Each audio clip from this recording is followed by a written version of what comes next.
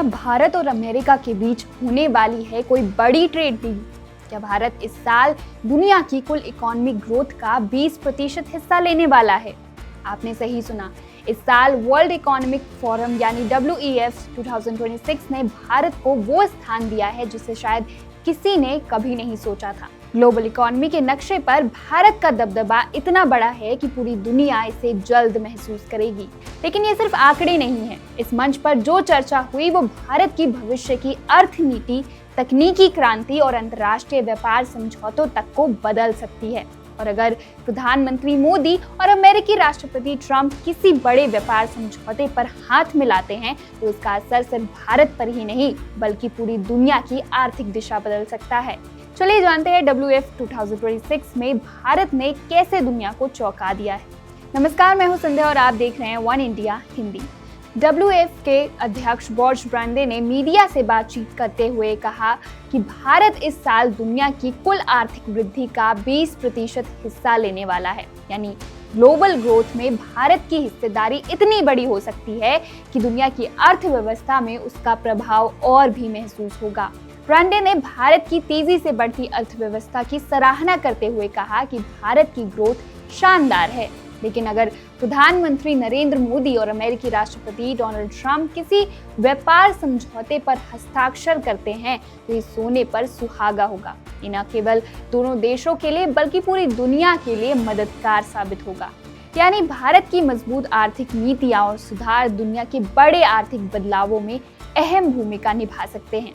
लेकिन दावोस की चर्चा सिर्फ आर्थिक नहीं थी। तकनीक और आर्टिफिशियल इंटेलिजेंस AI पर भी गहन विचार हुआ। ब्रांडे ने AI को आधे भरे गिलास के रूप में देखा। एक तरफ ये नई तकनीक विकास का नया इंजन बन सकती है, जैसे चिकित्सा अनुसंधान में जो काम 25 साल में होता था वो अब सिर्फ 5 साल में हो सकेगा।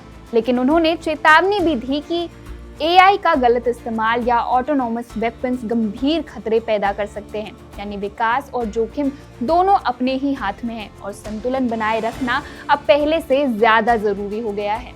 दावोस की बैठक पर वैश्विक तनाव की छाया भी साफ नजर आई। यूक्रेन युद्ध अब 4 साल का हो गया है। गाजा का पुनर्निर्माण और ईरान संकट चर्चा का हिस्सा है। ब्रांडे ने उम्मीद जताई कि राष्ट्रपति ट्रंप और यूरोपीय नेता मिलकर इन समस्याओं का समाधान निकाल सकते हैं। उनका कहना था, WEF एक निष्पक्ष मंच है और बातचीत के लिए हमेशा खुला है। अब बात करते हैं WEF 2026 की शानदार शुरुआत की। इस साल की थीम है बातचीत की भावना, यानी नेताओं और विशेषज्ञों को एक दूसरे की बात सुनने और समझने के लिए प्रेरित करना।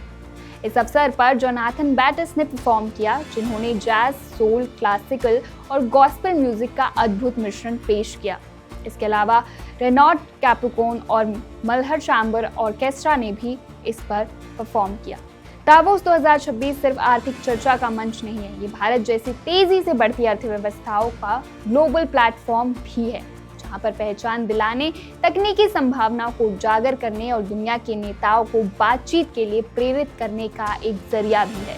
दावोस 2026 सिर्फ एक बैठक नहीं बल्कि भविष्य की दिशा तय करने वाला मंच है। हम यहाँ से हर पल की खबर आपके लिए लाते रहेंगे। तब तक देखते रहिए वन इंडिया हिंदी।